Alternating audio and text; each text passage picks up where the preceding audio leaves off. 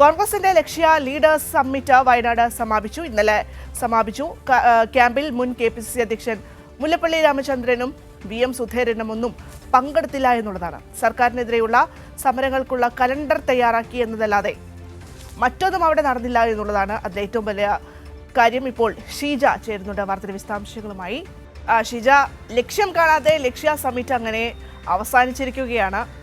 എന്താണ് ഇതിൻ്റെ ഒരു അവസാനം? നമുക്ക് കിട്ടുന്ന ഒരു ആറ്റിക്കുറുക്കി കിട്ടുന്ന ഒരു ഫലം എന്താണ്? അതായത് മൊത്തത്തിൽ തമ്മിലടിയും കല്ലുകടിയും രൂക്ഷമാകുന്ന കോൺഗ്രസിനകത്ത് നമുക്കറിയാം, ഇപ്പോൾ മുതിർന്ന നേതാക്കൾ മുല്ലപ്പള്ളി രാമചന്ദ്രനാണെങ്കിലും ശരി, സുധീരനാണെങ്കിലും ഒക്കെ വിട്ടു നിൽക്കുന്ന ഒരു സാഹചര്യം നമ്മൾ കാണുന്നുണ്ട്.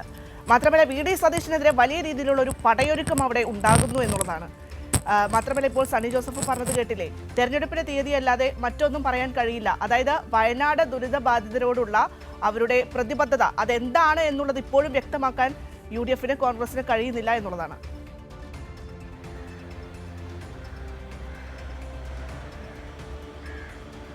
തീർച്ചയായും ഭദ്ര, അതായത് ഈ കോൺഗ്രസിനെ ഈ ലക്ഷ്യ സബ്മിറ്റിലൂടെ എല്ലാവിധ പ്രശ്നങ്ങളും പരിഹരിച്ച് ഒറ്റക്കെട്ടായി നിയമസഭാ തെരഞ്ഞെടുപ്പിലേക്ക് മുന്നോട്ട് കൊണ്ടുപോകുക എന്നുള്ളതാണ് അവർ ലക്ഷ്യമിട്ടിരുന്നത്. പക്ഷേ അതിൻ്റെ ഒരംശം പോലും അച്ചീവ് ചെയ്യാൻ അവർക്ക് സാധിച്ചില്ല എന്ന് തന്നെ പറയേണ്ടിയിരിക്കുന്നു. കാരണം അതിൽ ഏറ്റവും പ്രധാനപ്പെട്ട കാര്യം ഈ സർക്കാരുമായി ബന്ധപ്പെട്ടുള്ള സർക്കാരിനെതിരെ എങ്ങനെ നീങ്ങാം എന്നതിനപ്പുറത്തേക്ക് കോൺഗ്രസ് എന്നുള്ള പാർട്ടി അതെങ്ങനെ ഈ തെരഞ്ഞെടുപ്പിനെ നേരിടണം എന്നുള്ളൊരു വിഷയത്തിലേക്ക് വരുമ്പോൾ സ്വാഭാവികമായും വലിയ തോതിലുള്ള പ്രതിസന്ധി കോൺഗ്രസിനെ അലട്ടുന്നു ഇപ്പോഴും എന്നുള്ളത് തന്നെയാണ് ഈ ലക്ഷ്യ ക്യാമ്പിലൂടെയും നമുക്ക് വ്യക്തമാകുന്നത്. അതിൽ ഏറ്റവും പ്രധാനം എന്ന് പറയുന്നത്, ഒന്ന്, അവർ അവിടെ ഉണ്ടായ വലിയൊരു പ്രതിസന്ധി എന്ന് പറയുന്നത് ഈ വരുന്ന നിയമസഭാ തെരഞ്ഞെടുപ്പിൽ ആരായിരിക്കും നിയന്ത്രിക്കേണ്ടത്, UDFനെ നിയന്ത്രിക്കേണ്ടത് ആരാണ് എന്നതിൽ വലിയ തർക്കം. അത് ഇതിനകം തന്നെ നേരത്തെ തന്നെ അതുമായി ബന്ധപ്പെട്ടുള്ള ഒരു തർക്കത്തിലേക്ക് പോയിരുന്നു.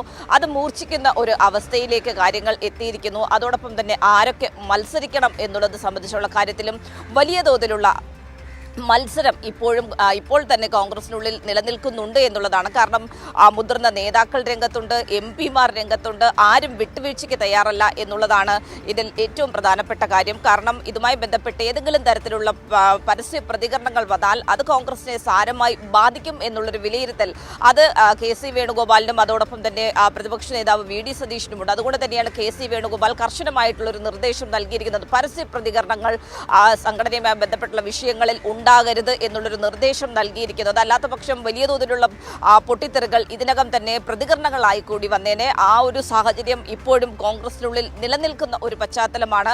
ആ ഒരു സാഹചര്യത്തിൽ ഏതായാലും ഇനി കനകോലു സിദ്ധാന്തത്തിലൂടെ മുന്നോട്ട് നീങ്ങുക എന്നുള്ളതാണ് നിലവിലിപ്പോൾ ആലോചിക്കുന്നത്. കാരണം കനകോലു സിദ്ധാന്തത്തിലൂടെ മുന്നോട്ട് നീങ്ങുക എന്നുള്ളതിലൂടെ അവർ ലക്ഷ്യമിടുന്നത് ഒരു വിഭാഗത്തിന്റെ നിയന്ത്രണത്തിലേക്ക് കോൺഗ്രസിനെ കൊണ്ടുവരിക എന്നുള്ളത് തന്നെയാണ്. ആ രീതിയിൽ കോൺഗ്രസ് പ്രത്യേകിച്ചും VD സതീശൻ അവകാശപ്പെടുന്നത് VD സതീശനാണ് പ്രബലപക്ഷം എന്നുള്ളതാണ്. പക്ഷേ അങ്ങനെയല്ല, VD സതീശനും അപ്പുറത്തേക്ക് മുതിർന്ന നേതാക്കളുണ്ട് എന്നുള്ളത് KC അനുകൂലികൾ ആ രീതിയിലുള്ള വ്യാഖ്യാനങ്ങൾ നടത്തി, ആ രീതിയിലുള്ള പ്രചരണങ്ങൾ നടത്തി മുന്നോട്ട് പോകുന്ന ഒരു സാഹചര്യമാണ്. അതുകൊണ്ട് തന്നെ എല്ലാ ഇടങ്ങളിലും വലിയ തോതിലുള്ള തർക്കം ഇതേ ചൊല്ലി നിലനിൽക്കുന്ന ഒരു സാഹചര്യവുമാണ്. പ്രത്യേകിച്ചും ഈ ലക്ഷ്യ ക്യാമ്പിലൊക്കെ നമ്മൾ കണ്ടത് മുതിർന്ന 2 നേതാക്കൾ വിട്ടുനിൽക്കുന്നതടക്കമുള്ള ആ കാര്യമാണ്. മുല്ലപ്പള്ളി രാമചന്ദ്രനാകട്ടെ അതിൽ കടുത്ത വിയോജിപ്പ് തന്നെ, മുല്ലപ്പള്ളിക്കെതിരെ നടന്ന പോസ്റ്റർ പ്രതിഷേധം, അതിലൊക്കെയുള്ള ശക്തമായ വിയോജിപ്പുമായി തന്നെയാണ് അവിടെ നിന്നും വിട്ടുനിൽക്കുന്ന ഒരു സാഹചര്യമൊക്കെ ഉണ്ടായത്.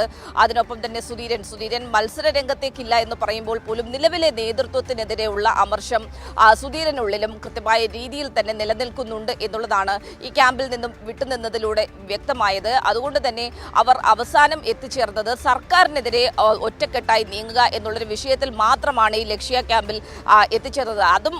അതിലും എടുത്തു പറയേണ്ട മറ്റൊരു കാര്യം, സർക്കാരിനെതിരെ നീങ്ങുക എന്നുള്ളത് അവർ തീരുമാനിക്കുമ്പോൾ ഒരു തരത്തിലും സർക്കാരിൻ്റെ ഒരു വിലയിരുത്തൽ അതിന് ഇട നൽകാൻ പാടില്ല. കാരണം സർക്കാരിൻ്റെ ഒരു വിലയിരുത്തൽ ഉണ്ടാവുകയാണെങ്കിൽ അത് അവർക്ക് തിരിച്ചടിയാകും, പ്രത്യേകിച്ചും UDFന് തിരിച്ചടിയാകും എന്നുള്ളൊരു വിലയിരുത്തൽ ഈ ലക്ഷ്യ ക്യാമ്പിൽ നടന്നിട്ടുണ്ട് എന്നുള്ളത് കാര്യമാണ്. അതുകൊണ്ട് തന്നെ സർക്കാരിൻ്റെ ഒരു വിലയിരുത്തലിനപ്പുറത്തേക്ക് വിവാദങ്ങളിൽ ഊന്നിക്കൊണ്ട് സർക്കാരിനെ ടാർഗറ്റ് ചെയ്ത് മുന്നോട്ട് നീങ്ങുക എന്നുള്ളതാണ് അവർ തീരുമാനിച്ചിരിക്കുന്നത്. അതിനപ്പുറത്തേക്ക് ഒരു തീരുമാനമെടുക്കാനോ അല്ലെങ്കിൽ ഈ നിയമസഭാ തെരഞ്ഞെടുപ്പിന് തെരഞ്ഞെടുപ്പിനെ എങ്ങനെ നേരിടണമെന്നോ ആര് നയിക്കണമെന്നോ ആരൊക്കെ മത്സരിക്കണമെന്നോ എന്നുള്ള വിഷയങ്ങളിലേക്കൊന്നും തന്നെ കടക്കാൻ സാധിക്കാത്തൊരവസ്ഥയിൽ ആ രീതിയിൽ പ്രതിസന്ധിയിൽ നിലനിൽക്കുകയാണ് കോൺഗ്രസ് എന്നുള്ളതാണ്. അതുകൊണ്ട് തന്നെ ഒരു തരത്തിലും ലക്ഷ്യം കണ്ടില്ല എന്ന് തന്നെ പറഞ്ഞു വെക്കേണ്ടി വരും.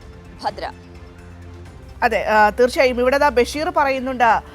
പിന്നെ ഷീജ, ഒരു മണ്ഡലത്തിൽ കോൺഗ്രസിന്റെ 2 സ്ഥാനാർത്ഥികൾ വീതം വന്നാൽ പോലും മത്സരിക്കാനുള്ള സ്ഥാനാർത്ഥികളുടെ എണ്ണം തീരുന്നില്ല എന്ന് പറയുന്നുണ്ട്. അത് നമ്മൾ തദ്ദേശ തെരഞ്ഞെടുപ്പിന്റെ കാര്യത്തിൽ കണ്ടതാണ്. ഈ സ്ഥാനാർത്ഥികളൊക്കെ നിർണ്ണയിക്കുമ്പോൾ എത്രത്തോളം പരാജയമാണ് UDFന്റെ ഭാഗത്തു നിന്നും ഉണ്ടായിട്ടുണ്ടായിരുന്നത് എന്ന് നമ്മൾ കണ്ടു. പലരും പാർട്ടി വിടുന്ന ഒരു സാഹചര്യം നമ്മൾ കണ്ടതാണ്. അത്തരത്തിലുള്ള കാര്യങ്ങൾ പിന്നീട് ജയം എങ്ങനെ ഉണ്ടാകുന്നു, അവിടെ BJPയുടെയും ഒപ്പം ജമാഅത്തെ ഇസ്ലാമിയുടെയും SDPIയുടെയും ഒക്കെ സഹകരണത്തോടു കൂടി മാത്രമാണ് അവർക്ക് മുന്നോട്ട് പോകാനും സാധിച്ചത്. അത്തരത്തിൽ എല്ലാവരെയും വെറുപ്പിച്ചുകൊണ്ടായിരുന്നു തദ്ദേശ തെരഞ്ഞെടുപ്പിൽ UDFന്റെ സ്ഥാനാർത്ഥി നിർണ്ണയം എന്നുള്ളത്. അത് തന്നെയാണ് നിയമസഭാ തെരഞ്ഞെടുപ്പിലേക്ക് പോകുമ്പോഴും നമുക്ക് കാണാൻ പറ്റുന്നത്. അതിലൊക്കെ ഒരു ബാക്കി പത്രം എന്നോണമാണ് മുല്ലപ്പള്ളി രാമചന്ദ്രനും ഒപ്പം തന്നെ സുധീരനും ഒക്കെ വിട്ടു നിൽക്കുന്നതും. ഈ മുതിർന്ന നേതാക്കളെയൊക്കെ വെറുപ്പിച്ചുകൊണ്ടാണ് ഇപ്പോൾ ഈ ലക്ഷ്യ ക്യാമ്പ് അവസാനിക്കുന്നത്.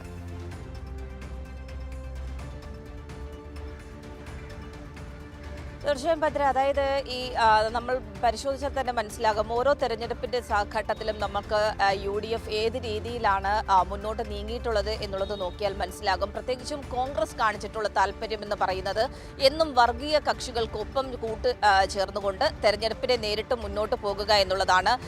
അവരൊരു മതനിരപേക്ഷതയൊക്കെ അവകാശപ്പെടുമ്പോൾ പോലും തെരഞ്ഞെടുപ്പുകളുടെ ഘട്ടത്തിൽ ഈ രീതിയിലുള്ള കൂട്ടുകെട്ട് അത് ആ രീതിയിൽ നിലനിർത്തി മുന്നോട്ട് പോകുന്നത് തന്നെയാണ് നമുക്ക് ഈ ഏറ്റവും ഒടുവിൽ അവസാനിച്ച തദ്ദേശ തെരഞ്ഞെടുപ്പിലടക്കം കാണാൻ സാധിച്ചിട്ടുള്ളത്. അത് പലയിടങ്ങളിലും തദ്ദേശ സ്ഥാപനങ്ങൾ ചുമതലയേൽക്കുമ്പോൾ അത് ഈ വർഗീയ ശക്തികളുടെ കൂട്ടുപിടിച്ചുകൊണ്ട് ഭരണം പിടിക്കുവാൻ വേണ്ടിയിട്ടുള്ള നീക്കങ്ങൾ അത് പലയിടങ്ങളിലും നടക്കമുള്ള കാര്യങ്ങൾ നമുക്ക് മുന്നിൽ നിലനിൽക്കുന്നുണ്ട്. അതുകൊണ്ട് ഈ കോൺഗ്രസ് നേതൃത്വം സ്വീകരിക്കുന്ന ഇത്തരം നിലപാടുകളിൽ കടുത്ത വിയോജിപ്പ് അതിനുള്ളിലുള്ള മുതിർന്ന നേതാക്കൾക്കടക്കം നിലവിൽ ഉണ്ട് എന്നുള്ളതിൽ ഒരു തരത്തിലുള്ള തർക്കവുമില്ല. പ്രത്യേകിച്ചും VM സുധീരനൊക്കെ ശക്തമായ രീതിയിൽ തന്നെ നിലവിലുള്ള നേതൃത്വത്തിനെതിരെ രംഗത്ത് വന്നിരിക്കുന്ന ഒരു സാഹചര്യം കൂടിയാണ്. ഒരു തരത്തിലും ഈ നേതൃത്വത്തെ അംഗീകരിച്ച് മുന്നോട്ട് പോകാൻ സാധിക്കില്ല എന്നുള്ളൊരു നിലപാട് തന്നെയാണ് VM സുധീരനുള്ളത്. അതോടൊപ്പം തന്നെ മുല്ലപ്പള്ളിയെയും കാര്യമായ രീതിയിൽ തന്നെ തടയുന്ന ഒരു സമീപനം ഒരു വിഭാഗത്തിന്റെ ഭാഗത്ത് നിന്നും ഉണ്ടാകുന്നുണ്ട്. പ്രത്യേകിച്ചും ഈ